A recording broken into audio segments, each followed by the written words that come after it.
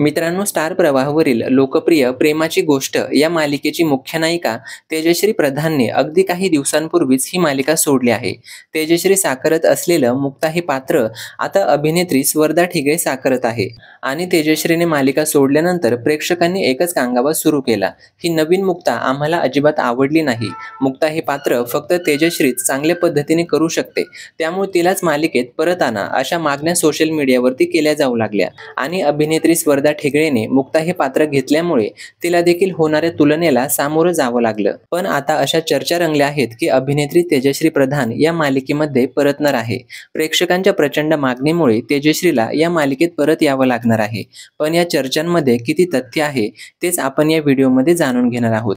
मात्र तेजश्रीने ही मालिका का सोडली याबाबत कुठलेही अधिकृत विधान तिने स्वतः केलेलं नाही. अशात मालिकेत तेजश्री प्रधान परत येणार का, हा प्रश्न अनुत्तरित राहतो. जर एखादी मालिका त्या कलाकाराने स्वतःच्या निर्णयाने सोडली असेल तर त्या कलाकाराचा त्या मालिकेत परत येण्याचा प्रश्नच उद्भवत नाही.